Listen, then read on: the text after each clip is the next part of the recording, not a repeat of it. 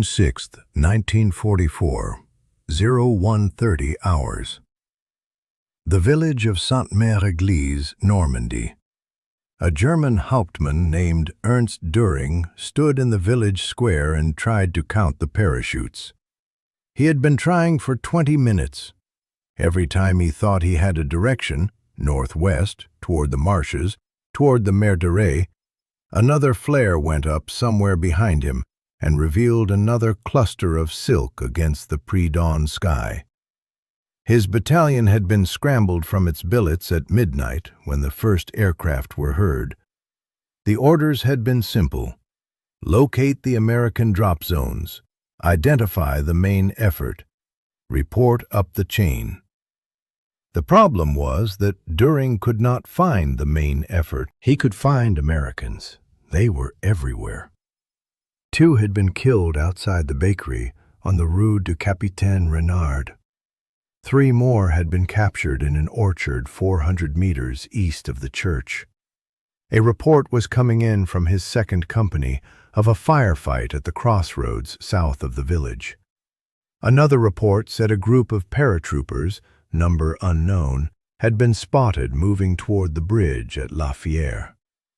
His radio was receiving contact reports from 3 different directions simultaneously. He pulled his map out and tried to find the pattern. There was no pattern. That was the thing he could not explain and could not report up the chain in any way that made sense. An airborne operation has a logic to it. Drop zones are selected to concentrate force at a specific objective. The paratroopers land, they assemble, they move to the objective together. The assembly is the vulnerable moment. Find where they are assembling, and you find where they intend to strike. Kill them at the assembly point, and you have defeated the operation before it begins. But these Americans were not assembling. They were simply everywhere. Moving alone, moving in pairs, moving in groups of 5 and 10 that appeared from different directions and hit different positions and vanished back into the bocage before anyone could pin them down. Düring was trained to fight an airborne assault. He was not trained to fight 13,000 individual emergencies occurring simultaneously across 50 miles of French countryside. He folded his map and made a decision that would, in retrospect, define the first 6 hours of the Normandy campaign. He pulled his battalion back to a tighter perimeter and waited for clarity. He was still waiting when the naval guns opened up at dawn. Hold that thought. Because what Ernst Düring experienced in that village square is the key to understanding what actually happened on the night of June 5th and the morning of June 6th, 1944. Not the plan. The plan collapsed almost immediately. What happened was something the plan could never have produced. Something that required the plan to fail before it could begin. To understand what the 82nd and 101st Airborne Divisions accomplished on D-Day, you first need to understand what was supposed to happen. The plan, drawn up over months by airborne planners at Supreme Headquarters Allied Expeditionary Force, was precise. The 101st Airborne Division, the Screaming Eagles, would drop onto 4 designated drop zones southwest of Sainte-Mère-Église. Their mission? Seize the causeways leading off Utah Beach. Without those causeways, the seaborne infantry coming ashore at Utah would be trapped on a narrow strip of sand between the water and flooded marshland. The 82nd Airborne, the All-Americans, would drop further inland onto 2 drop zones straddling the Mer de Ray River. Their mission? Take and hold the town of Sainte-Mère-Église, cut the main highway running through the Cotentin Peninsula, and protect the western flank of the entire invasion. 2 divisions, 6 drop zones, objectives clearly defined. Hours of rehearsal, weeks of briefings, scale models of the terrain built so that every man could close his eyes and see exactly where he would land and exactly what he would do when he got there. At 2300 hours on June 5th, 822 C-47s carrying 13,000 paratroopers crossed the English Channel and turned toward the Normandy coast. Within 30 minutes, the plan was gone. The problem was fog and flak and inexperienced pilots who, when German anti-aircraft fire began exploding around their aircraft, took evasive action, broke formation, dove to lower altitudes, increased airspeed, at the exact moment their jumpmaster was supposed to be looking for landmarks on the ground below. Aircraft that should have been flying at 700 feet at 90 miles per hour were flying at 500 feet or 1,500 feet, or banking hard to avoid the aircraft ahead of them. The green jump light came on. The men went out the door, and they landed nowhere near where they were supposed to be. The 101st Airborne's drop was scattered across an area 3 times larger than planned. Entire sticks, the 12 to 18 men who jumped together from a single aircraft, came down miles from their designated zones. Men landed in the flooded marshes of the Douve River and drowned under the weight of their equipment in water 4 feet deep. Men landed on rooftops in villages that were supposed to be miles from their zones. One man, Private John Steele, landed on the church steeple in Sainte-Mère-Église itself and hung there for 2 hours, playing dead, while the fighting raged below him. The 82nd's drop was, in some places, worse. The 2 drop zones straddling the Merdere River had been selected because aerial photographs showed dry fields.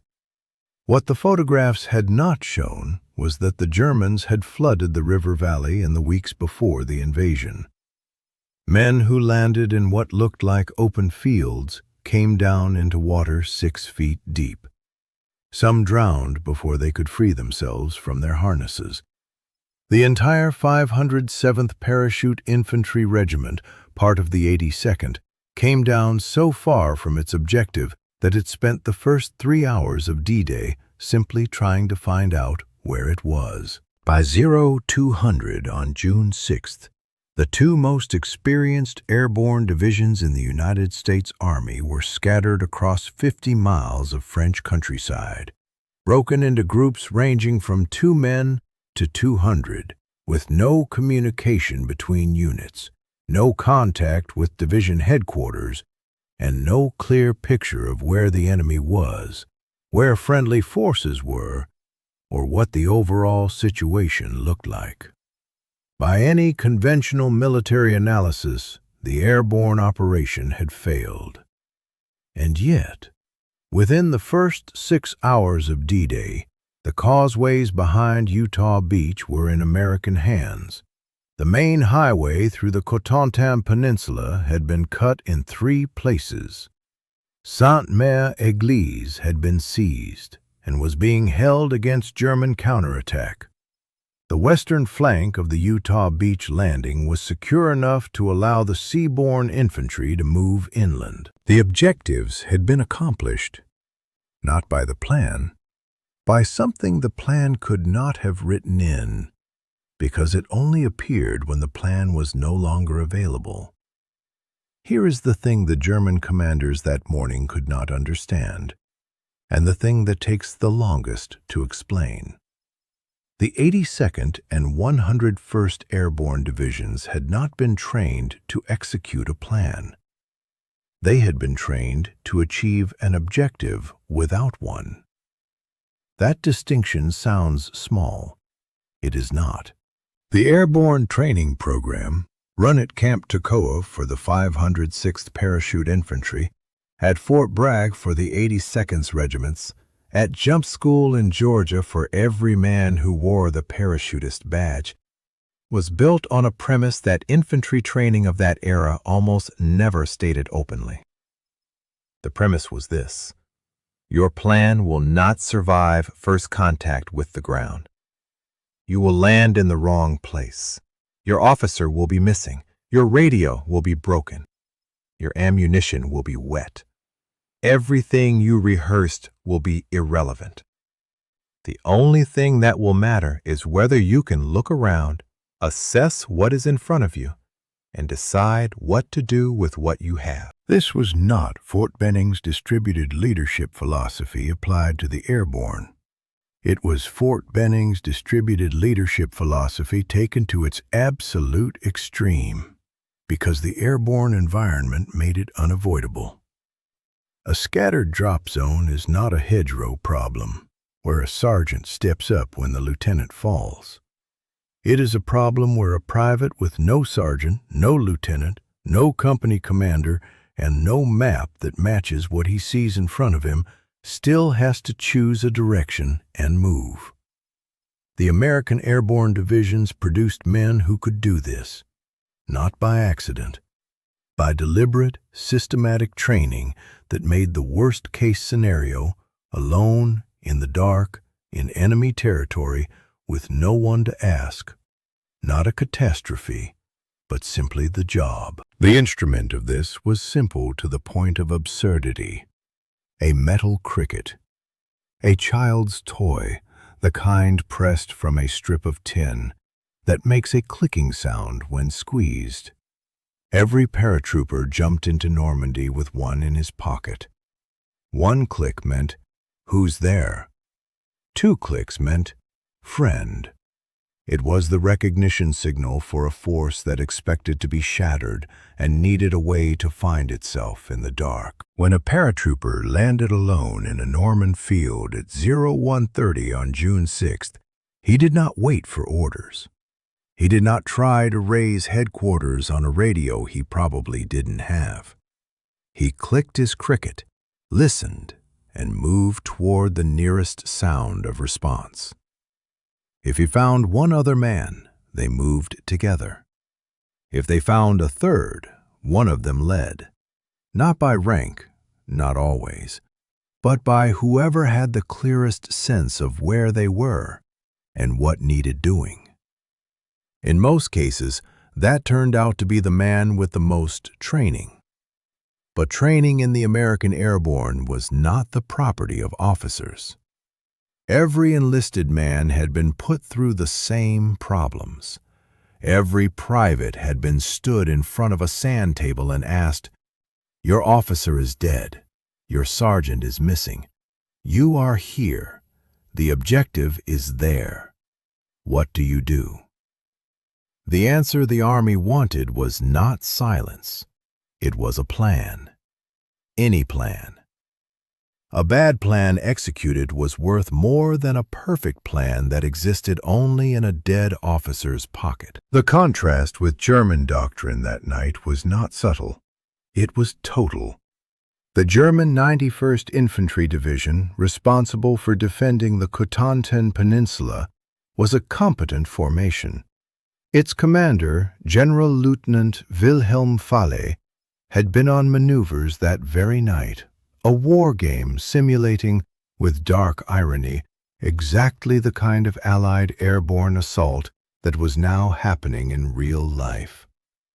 When Falle drove back to his headquarters at 0100 on June 6th, his car was ambushed by a stick of 82nd Airborne paratroopers who had landed near the road. He was killed in the firefight. He became the first German general to die on D-Day. His death mattered beyond the loss of one man. Because the German command system in the Cotentin was built, as German command systems always were, around the authority of the senior officer. The regiment waited for the division. The battalion waited for the regiment. When the division commander was dead in a ditch on the road to his headquarters at 0100 in the morning, the division did not immediately produce a replacement who made a decision. It produced a delay. Officers tried to reach higher headquarters. Higher headquarters was receiving conflicting reports from across a 50-mile front and could make no sense of them. The delay lasted hours. In those hours, the paratroopers were moving. This was not a coincidence. The American airborne plan, insofar as a plan can be credited with something it produced by failing, had created a situation that German doctrine had no answer for. The German system required an enemy to attack in a recognizable pattern. It required identifiable assembly areas, recognizable axis of advance, a main effort that could be identified and countered. Ernst Düring had pulled his battalion back to a tighter perimeter because he was waiting for the pattern to emerge.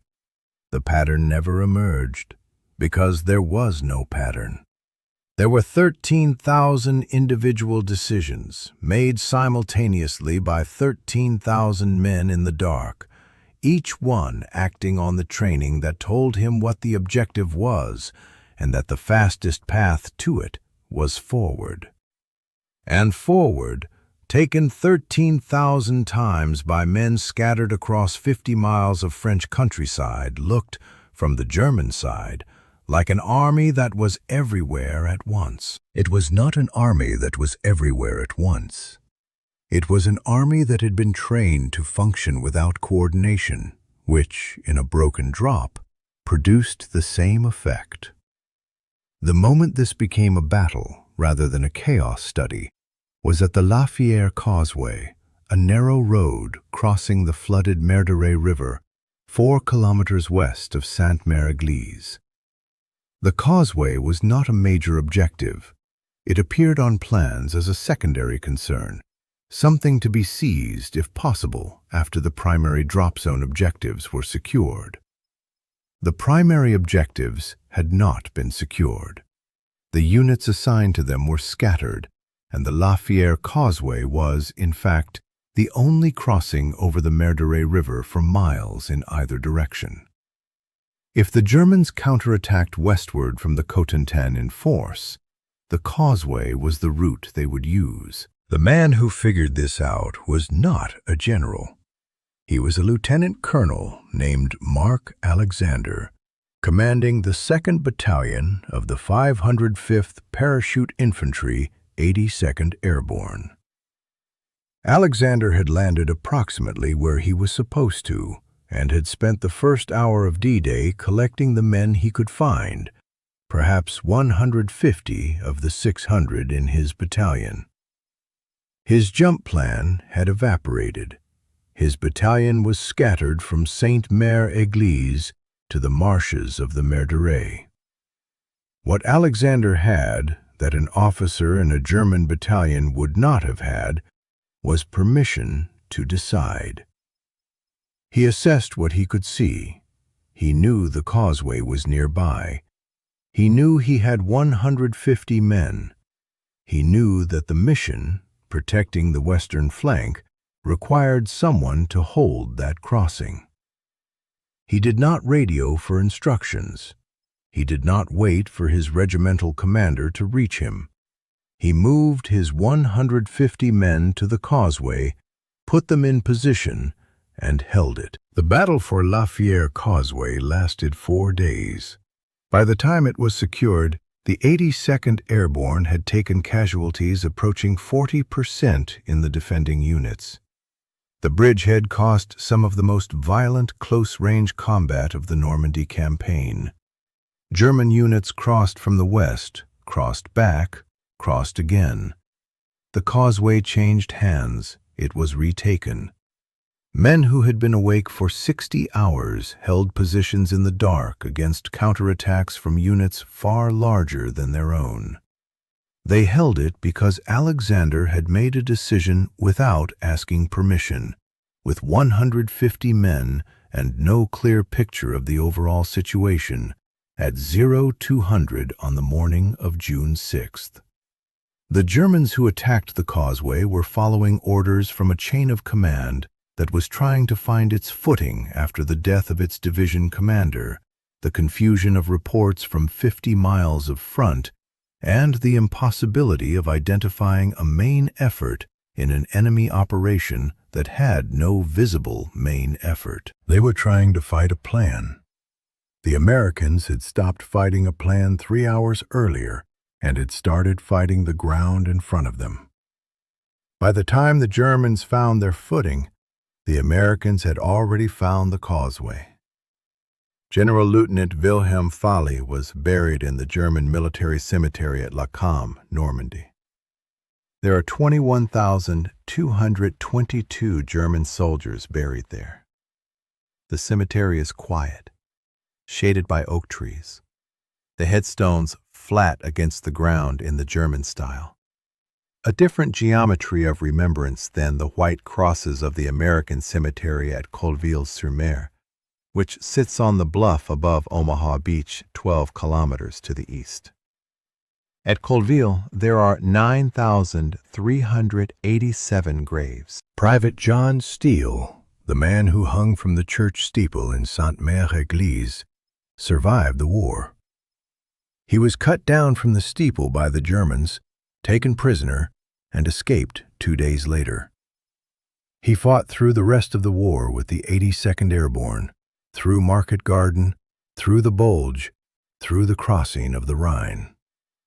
He went home to Metropolis, Illinois in 1945, married, raised a family, and for the rest of his life returned to Sainte-Mère-Église on the anniversary of the jump.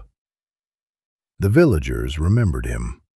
A dummy paratrooper has hung from the church steeple every year since 1962 in his honor. He died in 1969. He was 57 years old. Ernst Düring, the German Hauptmann who spent the first hours of June 6th trying to find the pattern that wasn't there, survived D-Day and the Normandy campaign. He was captured in August 1944 during the collapse of the German position in France and spent the rest of the war in a prisoner of war camp in England. After repatriation, he returned to Germany and eventually settled in Hanover, where he worked as a civil administrator. He gave one recorded interview to a German radio program in 1964, commemorating the 20th anniversary of D-Day. The interviewer asked him what he remembered most about that night. Düring said he remembered the sound, the aircraft, the flak, the firefights starting in every direction at once. He said what he could not explain, not then, not in the 20 years since, was how men who had landed in the wrong place, in the dark, alone, with no communication and no leadership and no plan, had managed to accomplish anything at all. He said he had spent a long time thinking about the answer. He said he had eventually concluded that it was not a military question, that the answer lay somewhere in what those men believed about themselves, that they had been told, or had come to believe, that the job was the job regardless of where you landed, that you found one other man and you moved, that you clicked your cricket and you listened, and you went toward the sound. He said he had never served in an army that taught its men to think that way. He said he was not sure such an army could be defeated by any method he understood. He said he thought about the crickets sometimes, the clicking in the dark. 13,000 men, alone in the fields of France, finding each other one click at a time. An army that could not be scattered because it had been trained to reassemble from any configuration, in any terrain, by any two men who could hear each other. The Germans had built a defense for an assault. The Americans had built an army for whatever came next. Whatever came next was Normandy. And Normandy, in the end, was theirs. If you stayed with this story all the way to the end, thank you. That is 13 minutes of real history, and it means something that you are still here. If this reached you, If the men who clicked their crickets alone in a Norman field at 01:30 on a June morning deserve to be remembered, hit the like button. It is the single most effective thing you can do to help this story find the people who care about it. If you are not subscribed yet, now is the time. Hit subscribe and the bell, and you will not miss the next one. I would love to know where you're watching from today. Leave it in the comments. And if someone in your family served in the Second World War, a grandfather who jumped, a great-uncle who never talked about it, anyone who was there, tell us about them. These stories survive because people like you keep passing them forward. Thank you.